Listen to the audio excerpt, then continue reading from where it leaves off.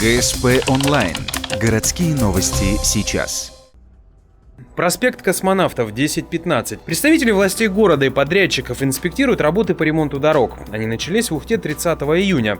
Подрядчик-исполнитель работ – это ООО «Темдорстрой». Основной фронт работ – проспекты Космонавтов, Ленина и часть улицы Октябрьской. По технологии сначала происходит фрезерование до 5 сантиметров, где как. Далее выметается мусор и проливается, потом кладут выравнивающий слой и уже в конце последний этап – укладка поверхностного слоя, опять же до 5 сантиметров. Кстати, этот самый слой будет из щемы, так называемый состав считается более крепким, а цвет дорог будет напоминать антрацит. Колодцы, кстати, тоже должны выровнять.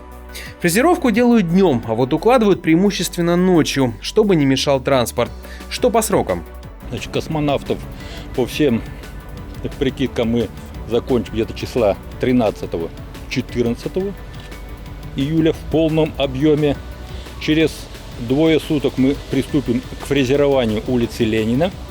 Значит, и улица Ленина будет закончена до 28 июля. И затем уже мы приступим к остальным улицам, которые, так сказать, не основные. А основные — это Ленина и Космонавтов. Погоду мы не заказываем. Что нам Господь Бог пошлет, с тем и будем работать.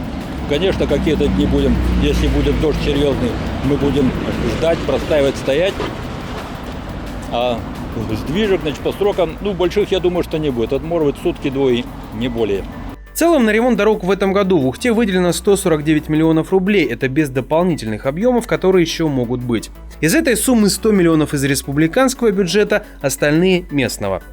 Отдельно поговорили и о вопросе гарантийного обслуживания, на тот случай, если нынешний ремонт даст промашку в каком-либо месте.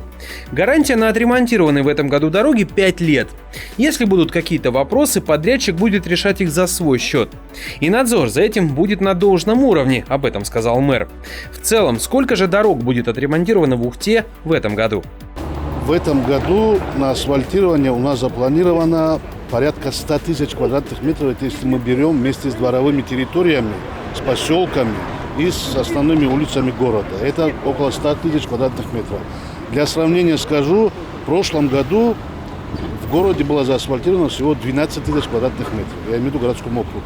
Если говорить о поселках, какие больше всего будут реконструированы? Знаете, на сегодняшний день список еще полностью не уточнен.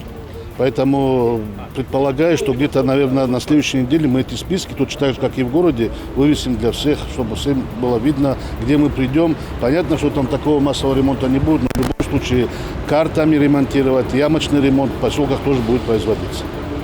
Подрядчик также заметил, что при ремонте на трассе Сыктывкар-Ухта, его также в некоторой части делает Темдорстрой, столкнулись с неожиданными трудностями. После фрезеровки остается крошка по обочинам. Предприимчивые люди забирают ее к себе на дачу, хотя ее должны использовать при укреплении этих самых обочин. Темдорстрой обратился в полицию. Если человека поймают за вывозом крошки, не обессудьте.